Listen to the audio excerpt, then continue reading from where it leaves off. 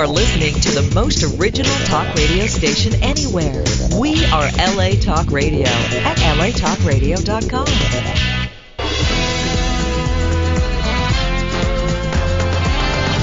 You're listening to Oscar's Guitar Shop with Oscar Jordan, right here on LA Talk Radio. Well, I got a news flash for you, Mother Teresa. Just because you spend most of your time in a missionary position doesn't make you a missionary.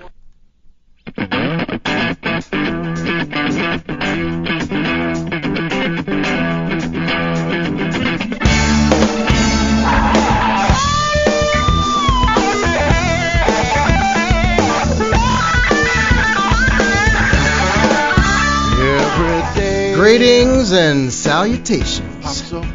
Welcome to another episode of Oscar's Guitar Shop. I'm Vintage Guitar Magazine contributing writer Oscar Jordan, and I am burdened with glorious purpose. I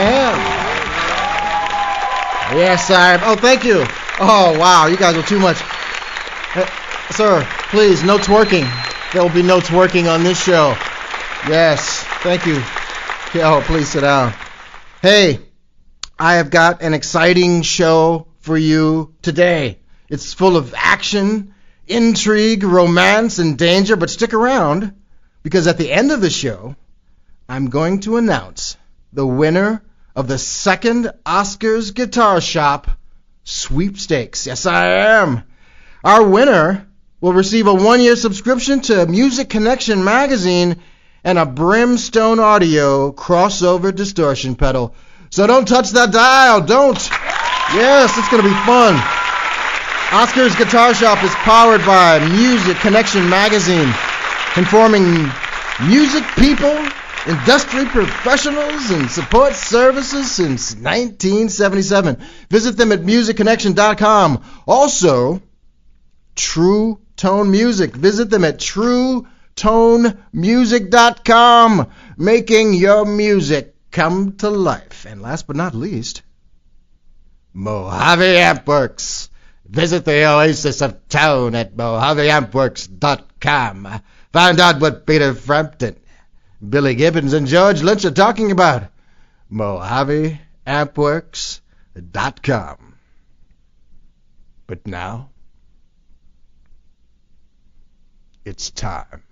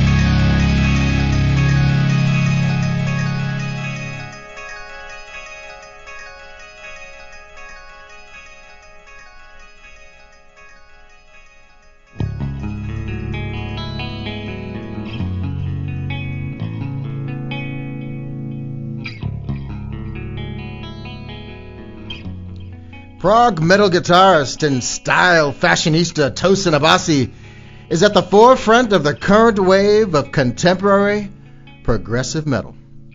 Along with a fleet of young whippersnappers such as Periphery's Misha Mansour, Dillinger Escape Plan's Ben Weinman, and James Monteith of Tesseract, the blanket has been lifted off the speaker and metal is once again fresh, imaginative, and brutal. Tosin keeps it real. He's an African American cutting his own path within a genre historically patronized by long-haired white dudes with questionable grooming skills who think the Iron Maiden t-shirt is a personal statement. Tosin's aesthetic and personality come first. He's not trying to fit in. He's leading the way. With an intimidating 8-string guitar, Tosin delivers cerebral mayhem but never forgoes the passion, the grace, and the fire. His band Animals as Leaders released their second album, Weightless, in 2011, and it garnered such great reviews, he's become the choice of magazine cover stories all over the world. Ladies and gentlemen, it is my pleasure to introduce to you Tosin Abasi. Hey, Tosin, what's up, man? How's it going? How's your self-esteem today, sir? What's that? How's your self-esteem today? How do I start my... I'm here to help, man. How you been? I've been great. How you been? I've been good. So what have you been up to lately, man? We just finished Summer Slaughter literally a week ago. So that was 5 weeks, 10 bands, on tour together. It was pretty awesome. Wow, keeping busy, man. What? Absolutely. How does your brain handle that in terms of the fatigue that has to go on doing all that? I think the human body can get used to anything, so eventually it just becomes your norm. I try to eat like a rational person and exercise. That helps. Yeah, you try to keep in shape, huh? Yeah, I've been doing CrossFit. Really? You're a CrossFit guy? Yeah. Oh, yeah. Man, that's very cool. I'm into it. that stuff is not easy, man. It's the opposite of easy. That's like the best part about it, I think. So basically, if you can get through the CrossFit routine, you're ready for multi-dates playing the shit out of the guitar, I guess, huh? Yeah, but if you can get through it with a hangover, you get extra points. Hanging over, man. Well, there you go. So just to get this out of the way, what's your drink of choice? I like a gin and tonic. Yeah? Tanqueray? Yeah. Yeah, it doesn't even really matter, the gin. Something that isn't, I like whiskey. I'll just drink whiskey straight, honestly. Very cool. Good stuff. So tell me, what's going on with, I know you're busy on the road and, keeping fit, but you have any plans for any recordings that you've been doing lately?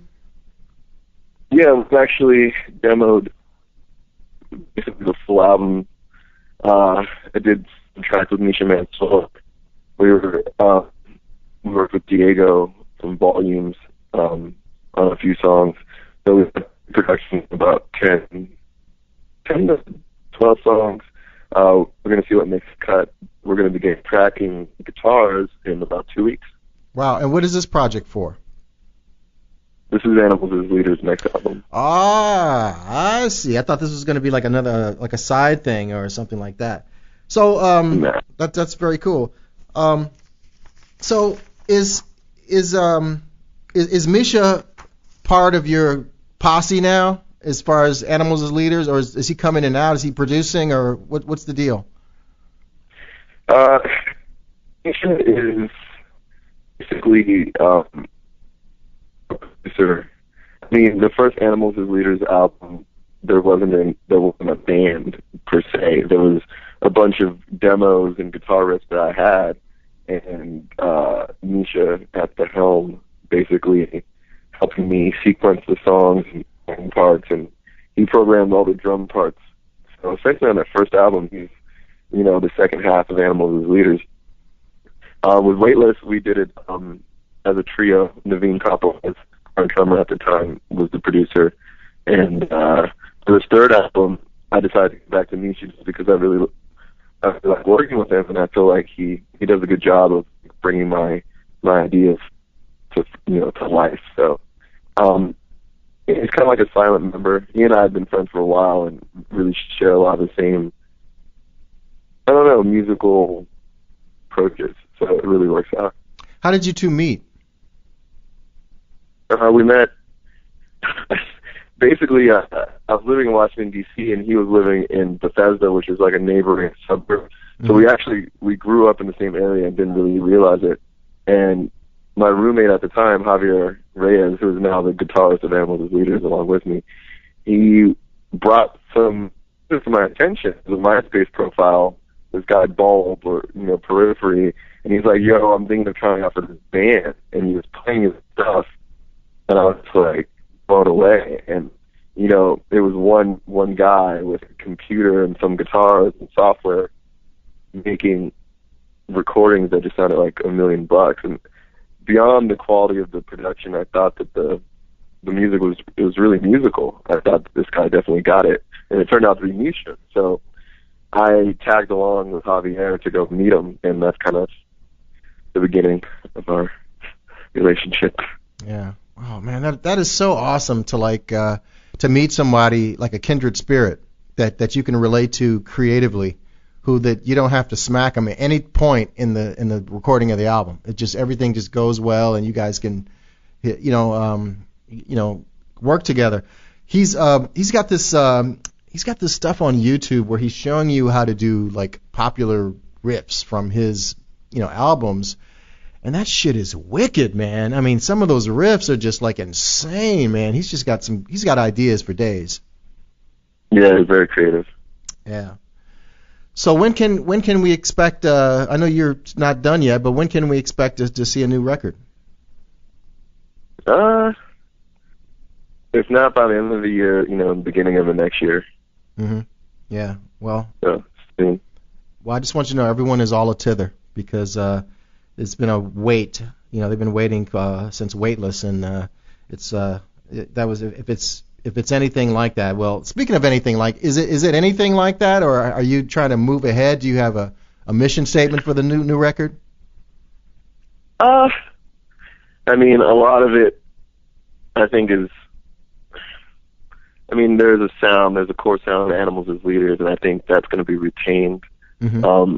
So you'll definitely know that it's us, but it's also the demos kind of. I would say there's more mellow material, or like sort of less aggressive. Yeah. And then there are some heavy tracks as well, but I'm really happy that there's some more subdued tracks that are still like rhythmically interesting, melodically interesting. I think in the final stages of production is where a lot of the differences will kind of come to light as far as what we choose to do production-wise to represent each song. So right now, I would just say it's Animals as Leaders. It does have a bit of Misha's influence because of me working with him, so there's a certain sort of vibe and flow that he contributes. But yeah, I don't know. You'll hear it. We'll see.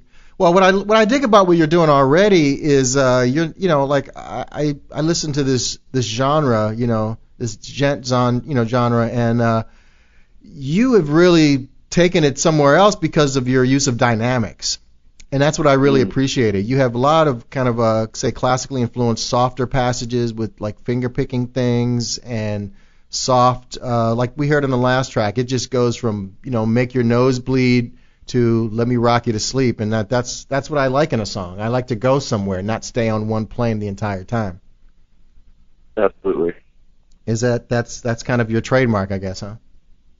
Well, I think dynamics are important. It makes the heavy parts heavier, and it contrast is necessary for impact and for just recognition of anything. You need a contrasting experience. So yeah, I don't think anyone appreciates monotony or like one-dimensional expressions. So I'm just trying to create music I would listen to and combine things that I like outside of my band and try to like unify them into some sort of coherent sound. So I think the other thing going on with Animals as Leaders is the inclusion of harmony that isn't normally seen in metal, kind of like you mentioned, classical as well as jazz harmony is like super, super present in most of our music. So I think it gives us a bit of our own sound. Has there been any other bands you've been listening to, say, over the last, say, 2 years that kind of infected you to want to inspire you for this upcoming record? Yeah, there's a band called Buke and Gase. Mm-hmm. It's kind of a weird name. B-U-K-E and G-A-S-E, Buke and Gase. And they're a duo that does almost like Americana-influenced prog, like indie rock. I don't even know what I would call it. It's very interesting music, but melodically and rhythmically, it's really refreshing. There's a lot of cool ideas, so they become one of my favorite bands. And then can you repeat the name of that band again? What is it called? Buke and Gase. B-U-K? B-U-K-E mm-hmm. and G-A-S-E, Buke and Gase. G-A-S-E. What an interesting name. I have to check them out, man, because I'm an old school prog guy who is trying to live in the new school, and you're definitely in the new school. Speaking of new school, I want to play a track from Weightless. This is a cool tune, folks. You're going to dig this. This is called Somnarium. Can you dig it?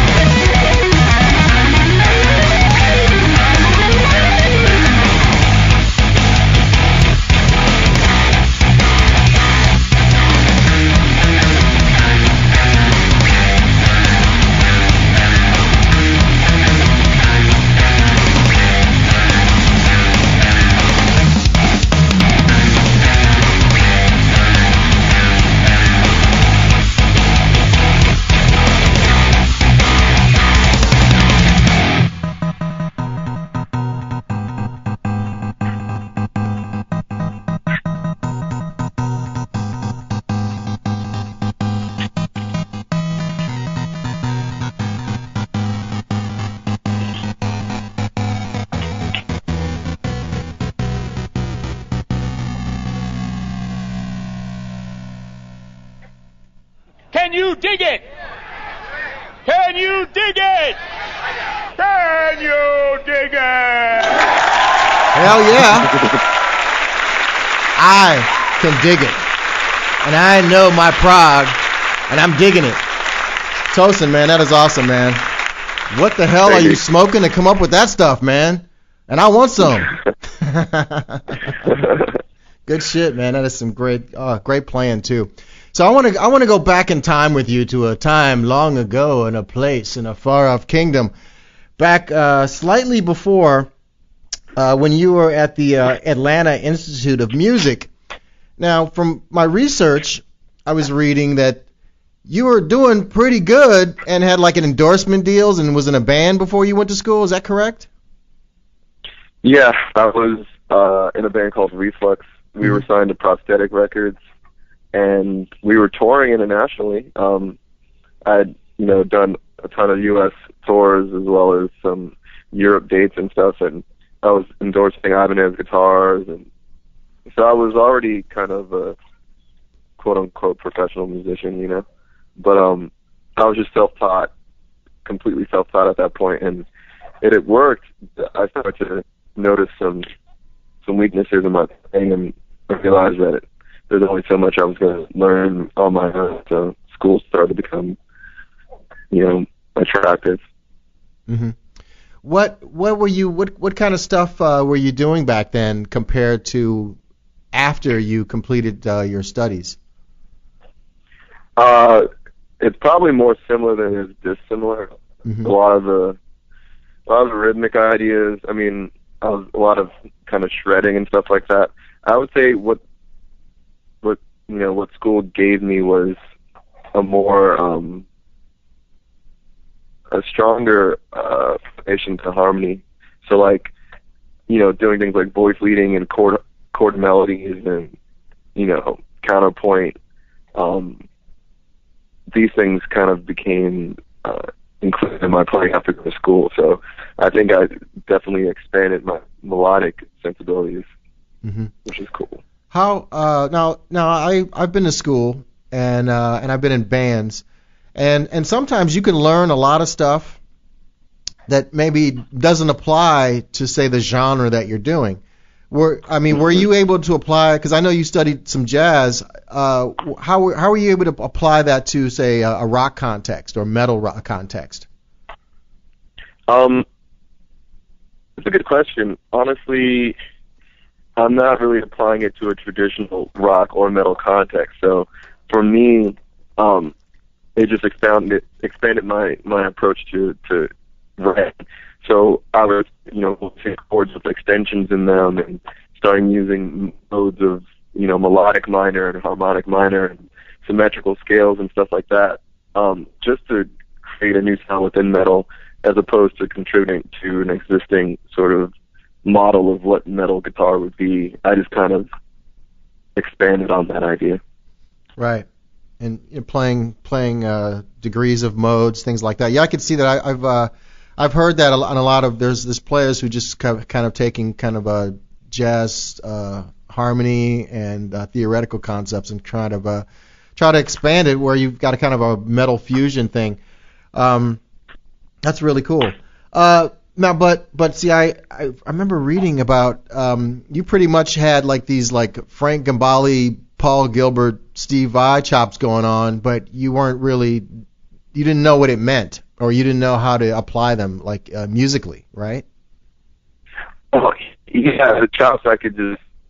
You could shred, but you didn't know what you were doing. And I could shred, but I didn't, I couldn't reharmonize the jazz standard, or I couldn't improvise over a complex chord progression.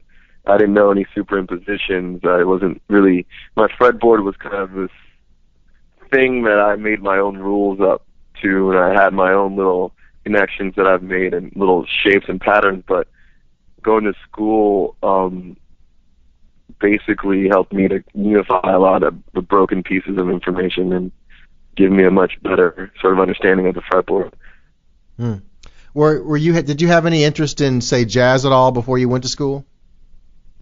Before I went to school, I decided I didn't like jazz, which is really strange to me now, but it's kind of a genre of music that I think you need to be led into, or almost have it explained, just knowing the simple jazz form, how there's a head and then you solo over the form, everyone takes turns, and then, you play the head again, and then you're out. So little things like that I wasn't really aware of. Mm-hmm.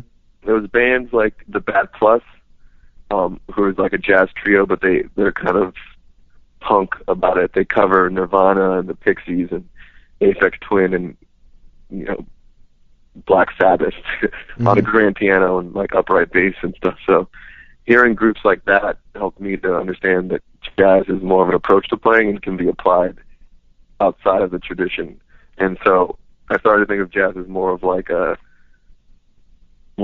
approach as opposed to like just this genre with a bunch of rules in it. Yeah. It's like you don't have to live in that world, but you can take some lessons from that and make up something else. Yeah, I mean, it's all harmony. It's all Western harmony. Like, just because a chord has a 13 in it doesn't mean that it only has to belong in, like, a jazz standard. Right. And I think, so with Animals as Leaders, it's like I'm trying to incorporate a lot of rich harmony. Some people think it's jazz harmony, but I think it's only because that harmony usually is they found hear it in jazz. Exclusively in jazz, yeah. So that association's kind of hardwired, but it's not the only genre of music that you're allowed to voice, complex chords and stuff like that. Right. So it sounds like you had a real specific vision as a player to kind of like make up your own thing, as opposed to being, say, a Swiss Army knife on guitar, where here's my blues, here's my jazz, here's my funk. Were you more focused, or were you interested in playing other styles of music? Not really. I think there's a lot of guitarists who really excel at wearing a bunch of hats, and they have excellent blues chops and they have excellent shred chops, and they can do an acoustic gig, no problem. For me, I kind of wanted to be a distinct player where if you heard a recording of me, you would know who was playing. And it's partially because I don't really have that skill where I can sound like any other guitarist. Like, in my attempts to emulate other guitarists that I've, obsessed over, I've fallen short of emulation, but arrived at some sort of original bastardized sort of version of what they were doing. So yeah. So you didn't go through your Paul Gilbert phase and did your 3-note per string skipping thing? I did, but it's like always came out sounding like me. But it was like I got a video on like 50 Van Halen licks, or like playing the style of Van Halen, and that was like the first bridge between pentatonic based blues phrasing into more kind of shred oriented playing, and then that led way to guys like Paul Gilbert and Yngwie Malmsteen and Greg Howe and Richie Kotzen, and and I would learn licks and I would just like end up writing material with it, and never improvising or anything like that, just taking all of that like super fast stuff and trying to incorporate it into some sort of music. And like I said, anytime I tried to emulate someone, it wouldn't really sound like them. I just couldn't really do the perfect copy, but I would end up having my own version of something that I guess sounds original. Very cool. Here's a dumb question. I'm just doing this just to talk to people out there who have either a theory block or who are afraid of theory. And believe it or not, there are people who are afraid of theory because they think it's going to just destroy them as creative artists. But having been a dumber guitar player who just got REH videos and just learned how to play licks versus going to school and knowing what you're actually doing on the fretboard, what are the pros and cons of that as a creative person creating your own path? It's a good question. I think everyone is a different learner. Everyone, like for me, I like demonstration. So seeing a guitarist play something and hearing it and having the ability to rewind it and see it again and hear it again was a really efficient way for me to learn. And in a way, whether I know I'm playing Phrygian mode or whatever, I'm still playing it. I'm making my own associations on like a sort of theoretical level. But I think there's a barrier you hit with emulation that, you know, you could be utilizing melodic concepts and rhythmic concepts, but you don't really have a deep understanding of them because you didn't arrive at that ability through any sort of foundational or explicit, you know, explanation. You've just kind of seen someone do it and you're recreating it on the level of execution. So with theory, you get to the core of what makes up a chord or what makes up a scale, and you get to the core of like why a minor third implies sort of a sad feeling, and why, you know, a sharp 5 kind of sounds like a sharp 5 in a major triad sounds like the Twilight Zone, or, you know, a set of minor thirds, you know, will give you a sort of, I don't know, Dracula sort of vibe. You know, these are kind of like the loose descriptions I was using to describe things like diminished and augmented and dominant. So I think studying theory just gives you an explicit understanding of the core of harmony, and it doesn't even relate to the guitar exclusively. A lot of the classes we had were just like a notepad and staff paper, and it really lets you understand that Western harmony is like kind of the ecosystem that all the other instruments of all, like, you know, all the other instruments live in, but harmony is harmony, and you can apply it to the guitar or the saxophone or whatever, but it's good to have that sort of global perspective and that sort of foundational understanding. You know, it's like being a poet and you've learned to narrate and write from oral traditions of people telling you poems, and you're memorizing them and you're able to create on your own, but you don't really understand the function of punctuation, or you don't know a consonant from a vowel. You know, it's kind of crippling if you think about it. So that's kind of like my analogy for studying theory. That's a perfect answer, sir. You have done it. You are changing lives right now. Look, everybody's running off to school now with the guitars. They're going to learn some stuff and learn how to play. Cool, man. I'm going to play another track from the album Weightless. I'm going to do a little commercial, and then we're going to come right back, and we're going to talk about your Ibanez 8-string signature model that I find scary looking, because that neck is so wide, man. I'm like, damn, what am I going to do with that thing? You know what I mean? But anyway, hold tight. This tune from Weightless is called Earth Departure.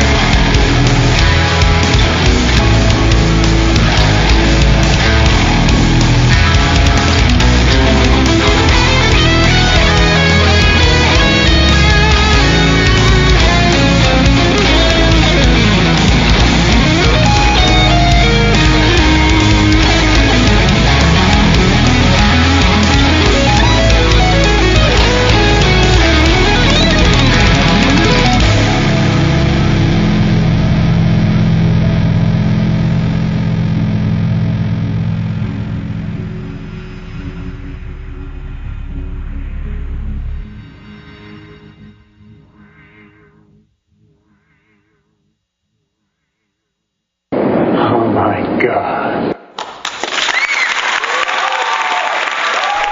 Holy smokes. Mind is blown.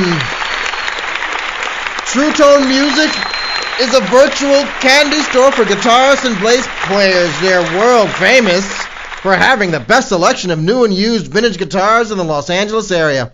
Located at 714 Santa Monica Boulevard in the city of Santa Monica, True Tone Music offers the widest selection of exceptionally high-quality guitars and basses. They stock name brands like Fender, Gibson, Guild, Epiphone, Gretsch, and much, much more.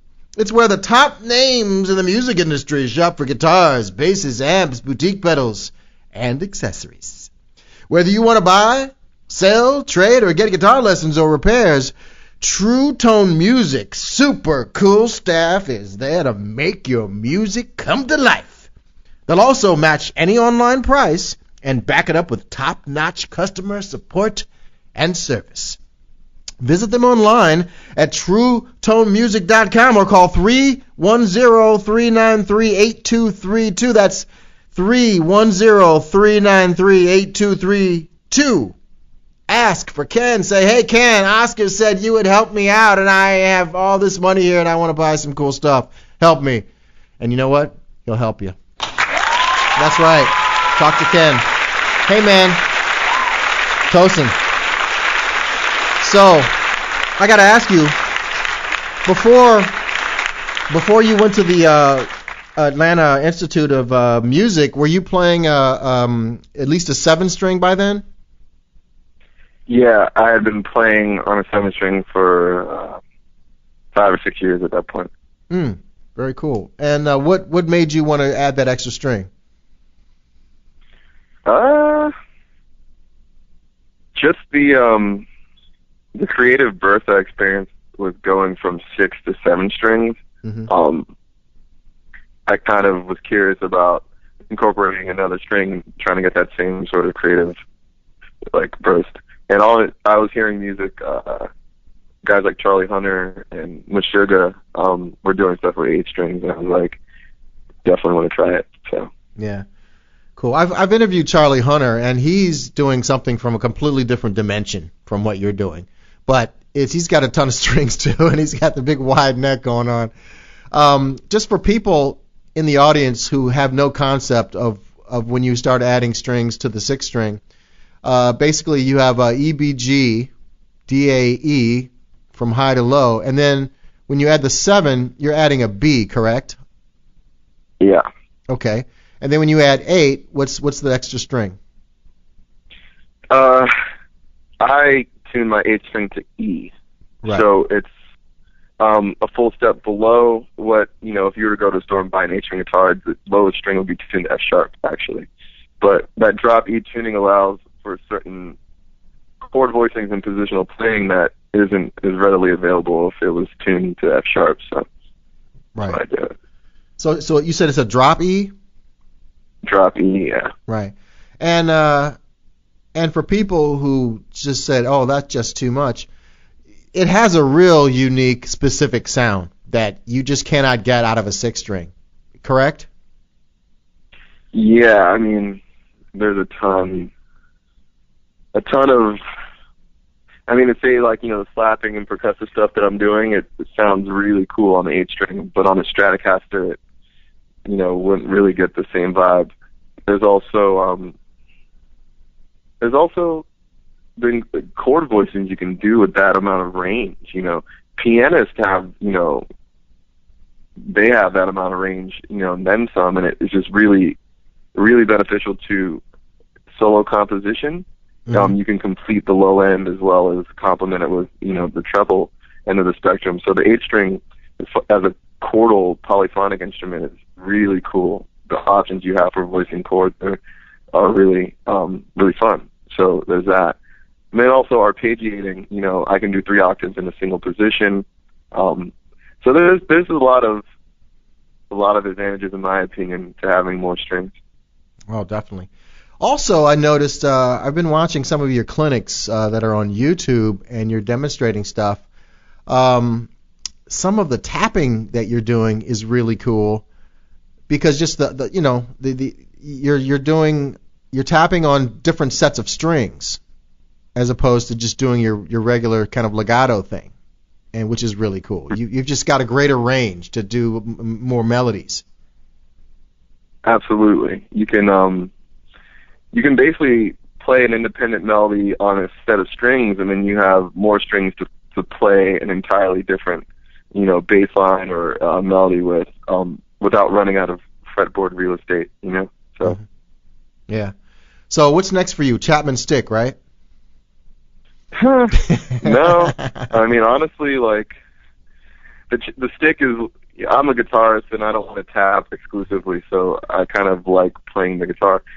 I'm going to stay on the 8th string and just try to flesh that out a little bit more. I don't really have the need to endlessly add strings, although I'm sure there are people out there who are going to definitely push the boundaries even further. Yeah. You've got some different models. You've got a Ibanez signature model, an 8-string model that's really, really cool. Can you tell me a little bit about it? Yeah, it's a guitar I designed with Ibanez basically to my specs. It's an RG body that's thinner than the traditional RG. The body's made of basswood. It has a quilted maple top with a really cool transparent gray finish that's matte. The back and sides are unpainted. There's a cutaway on the bottom.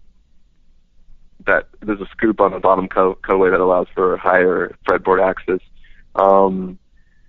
The neck is made of wenge and babinga, and a really, really cool profile. It's thinner than any other 8-string that I've encountered, and I actually got the idea to use wenge from an Ibanez bass that I have at home that has a wenge neck on it. There's also a Dingwall bass that I encountered that had a wenge neck, and I found that it was really complementary to some of the clarity in the low end, and it has a really cool snap to it. So I decided to use that because I wanted an instrument that was, made, an 8-string guitar that was kind of voiced to be an 8-string guitar. Basswood I found to be tonally neutral without too much emphasis on the low end. It just has a lot of mid-range clarity, and it lets the highs kind of come through. So I think the guitar is very balanced tonally, with the wenge giving it a distinct character, so it doesn't end up sounding like every other maple neck with a rosewood fretboard on it. It has gold hardware, 24 frets, 27-inch scaling, trapezoidal mother of pearl inlays. I went with DiMarzio and designed some pickups. So it has a humbucker in the neck, single coil in the center, and a humbucker in the bridge, 5-way selector, and coil tap. And it just gives it like a lot of cool voicing options. It can basically sound like a Telecaster or a Strat, or like a Ibanez RG. So that's pretty cool. The pickups I'm extremely happy with, and they're almost like 50% of what makes this guitar sound distinct. And yeah, that's about it. It's great when someone can make something and they do it right, and it's exactly just for you. Mm-hmm. It's just for you. You're also a Fractal audio guy. Have you done anything with them to kind of personalize that at all? No, I mean, Fractal is constantly busy refining the amazing work that they've already done, and we just use the products as is. We're fortunate enough to have a good relationship with them, and if we have any questions or need support, they're really good to handle that stuff. But man, they really care about what they're doing, and they're doing an incredible job. They've kind of finally concreted the idea that you can have a digital processor, come close to emulating a real amp and cab and microphone and effects. I see the Fractals everywhere, and I'm really happy with mine, so it's kind of the core of my rig, actually. Very cool, man. Well, hey, man, you've got it going on. You got the gear, the rig. You use a boomerang, too, right? Yeah, my boomerang is kind of out of commission. I started using an infinity looper made by Victronics, which is pretty cool. So, yeah. Cool. I was just thinking about that. I'm going to start using one of those myself. Well, hey, we're at the end of the show, but I got to ask you something. A couple of months ago, Joe Ciacciani was on my show, and we were talking about stuff. And I think you would be great on a future G3 tour and doing what you do with them, except that I just have to ask you, how do you sit knowing that you're going to be on stage with two guys like that playing Rockin' in the Free World? You think you can handle that? I would start working on some traditional rock and blues chops. You better get busy, man, because that is a great song, Rockin' in the Free World. Hey, man, thank you so much for coming on the show. Well, thank you.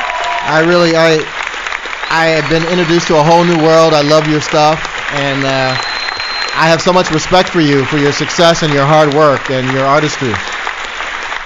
Thank you. You take care, man, and I will see you next time. Same bat channel. Now it's time. I'm going to announce the winner of Oscar's Guitar Shop Sweepstakes, in which the winner will receive a 1-year subscription to Music Connection magazine and a Brimstone Audio crossover distortion pedal. Are you ready for this, ladies and gentlemen? You better be. Get ready, because this dude, he won, and I'm going to mention his name. The Oscar's Guitar Shop Sweepstakes winner is Richard Snyder. It is Richard Snyder.